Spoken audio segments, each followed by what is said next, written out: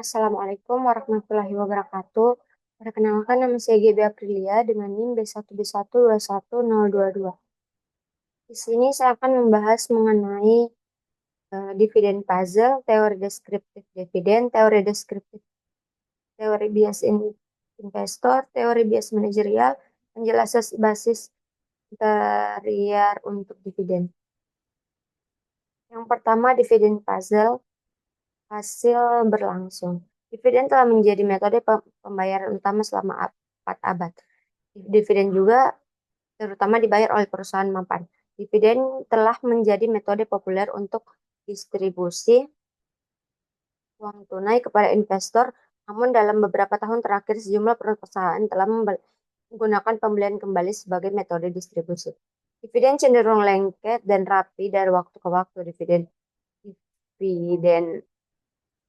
volatilitas jauh lebih rendah dibandingkan volatilitas harga saham atau earning. Nah, dividen adalah cara yang tidak efisien untuk didistribusikan uang tunai ke saham individu level terhadap pembelian saham. Karena dividen ditunduk pada pajak berganda. Nah, investor menganggap inisiasi dividen dan kenaikan atau kelalaian sebagai berita baik atau buruk. Nah, karena manajer melihat pembagian dividen sebagai keputusan yang lengket, yang mahal untuk dibalik, mereka berhati-hati dalam melakukan pembayaran dividen, bahkan lebih berhati-hati untuk menghapusnya. Selanjutnya masuk ke dalam teori deskriptif dividen. Yang pertama ada teori klien, yaitu garis pemikiran ini menunjukkan bahwa investor mungkin memiliki alasan yang berbeda untuk mendukung dividen karena fitur eh, kelembagaan seperti persyaratan, peraturan, atau perbedaan pajak atau dari referensi perilaku. Selanjutnya ada siklus perusahaan hidup menurut Rowland dan kawan-kawan pada tahun 2002 perusahaan yang meningkat atau menurun di dividen mengalami kenaikan clearing masa depan atau kenaikan pada probabilitasnya. Menurut penulis ini, perusahaan yang menghabiskan peluang investasi mereka meningkatkan dividen mereka, dan dengan demikian dividen menunjukkan kematangan perusahaan daripada menandakan probabilitas masa depan. Selanjutnya, teori deskriptif dividen. Ada sentimen investor dan teori catering dividen. Pada permintaan dividen oleh investor bervariasi dari waktu ke waktu. Becker dan Woolray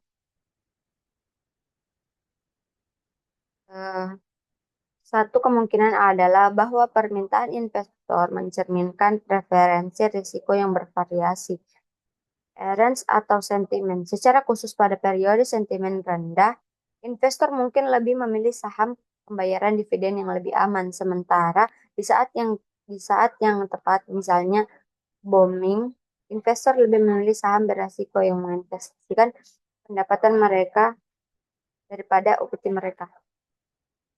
Terus selanjutnya ada teori bias investor. Yang pertama ada teori bird in hand. Argumen burung in hand menunjukkan bahwa investor perlu menyadari kekayaan atau untuk mengkonsumsi, dan karena itu mereka memiliki preferensi untuk dividen tunai atas keuntungan modal. Selanjutnya ada kontrol diri. Menurut Taylor dan Severin pada tahun 1981 dan Servin dan Staman pada tahun 1984 mengusulkan agar investor menyukai dividen sebagai mekanisme pengendalian diri. Tanpa dividen, investor akan tergoda untuk menjual saham dan menggunakan dana tersebut untuk dikonsumsi.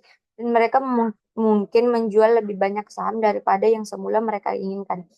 Selanjutnya ada akuntansi mental. Stern dan Statman pada tahun 1984 juga menyarankan agar investor lebih memilih dividen karena mereka memperoleh sedikit utilitas dari satu keuntungan yang besar. Misalnya keuntungan modal yang besar daripada serangkaian keuntungan kecil, misalnya keuntungan modal kecil dari dividen. Selanjutnya teori bias manajerial. Beberapa studi menghubungkan bias manajerial dan bias dengan menggunakan pro maksimal min dan Theta pada tahun 2005 untuk optimisme.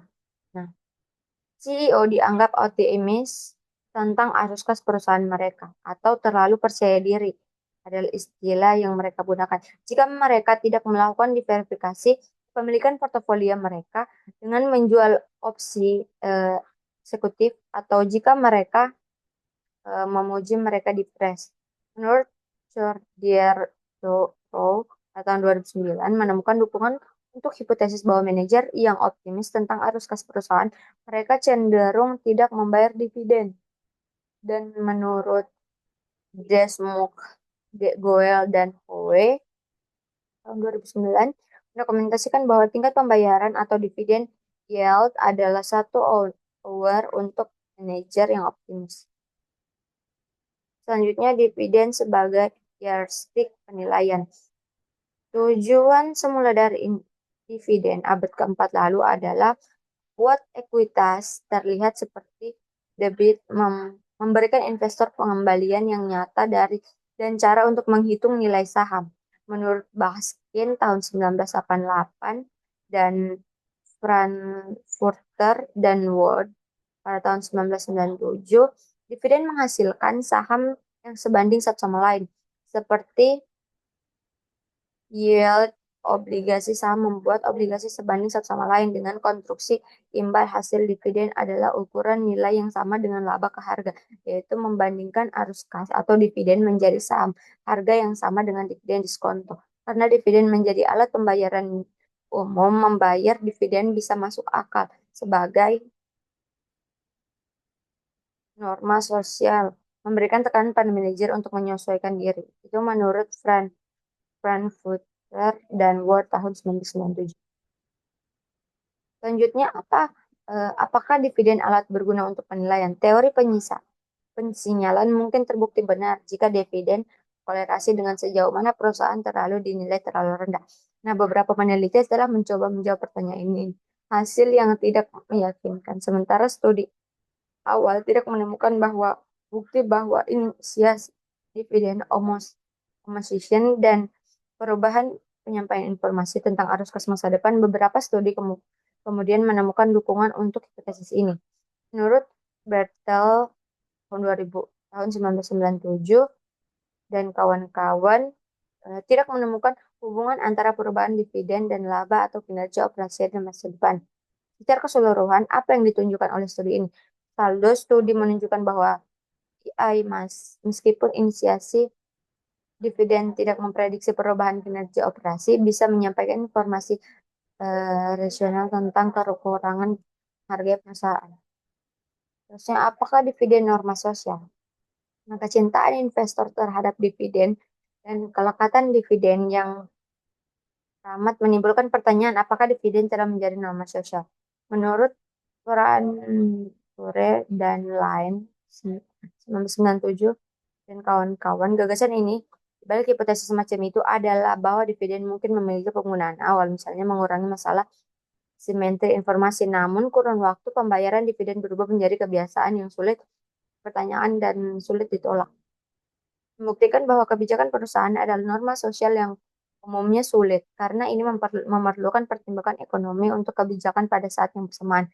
Secara khusus, sebuah karya empiris yang coba menunjukkan bahwa dividen secara sosial normatif perlu dikendalikan karena alasan lain untuk pembayaran dividen. Menurut His dan kawan-kawan pada tahun 2009 memberikan contoh perilaku kerja yang mencoba untuk mengidentifikasi norma-norma yang berpendapatan bahwa inersia dan norma-norma sosial mendorong stabilitas harga saham sekitar $2.000 untuk keseluruhan abad ke-20. Nah, kesimpulan dan saran. Bab ini mensurvei teori perilaku utama yang diajukan untuk menjelaskan mengapa perusahaan mengembangkan dividen dan mengapa investor menghargai dividen meskipun inefisien dividen sebagai alat ukur bayar tunai. Nah, beberapa teori menjelaskan determinisme dari dividen di sisi permintaan. Penjelasan lain menunjukkan bahwa beberapa kelompok investor memilih dividen. Di sisi penawaran, penjelasan siklus hidup mengusulkan agar perusahaan mantap dan matang lebih cenderung membagikan dividen. Di sisi waktu, Aries aspek teori catering menunjukkan bahwa perusahaan sedang respon permintaan waktu bervariasi oleh investor.